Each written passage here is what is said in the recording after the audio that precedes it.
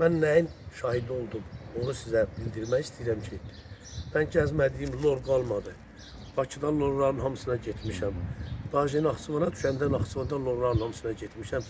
Hərə öz metodu ilə dava-dərman yazdı, iynə-zat yazdı. Bunların heç biri məhkəməlik olmadı. Axırıncı dəfə Lasmoyda 26 nömrə xəstəxanada işləyən bir yaşlı, gözəl sənət professor, həkim vardı. O həkimə gedəndən sonra dedi ki, adını çəkmək istəmirəm, lazım olar çəkərəm. Yəni Yaşar doktor. Azərbaycanda onun kimi lor doktor yoxdur. Başqaları başqa cür mənim metodla müalicə elədi. Heç birinin bir xeyir olmadı. Düz 3 ildən artıq, 4 ildən artıq ki, mən gəzmədiyim lor qalmadı. Qabağıma harda gördüm, lor girirdim orada müalicə etmədimdə. Heç birinin təsir olmadı. Amma axırıncı dəfə Yaşar doktorun yanında oldum. Yaşar doktor mənə dedi ki, qardaş sən çox yuvadıbsan. Bu şey qulağındakı məsələ kristallaşıb, maye kristala çevrilib.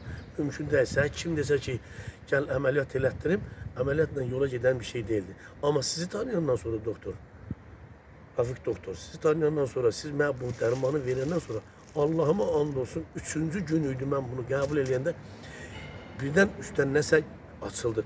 Belgən kimi elə bir şey gəldi, qırıldı buradan getdi içəri. Odur, budur, mən qulağım açılıbdı. Şükürlər olsun. Yaşar doktora da təşəkkürümü bildirmişəm ki, doktor.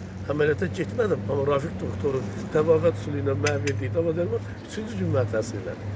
Minnətdaram, təşəkkür edirəm efendim.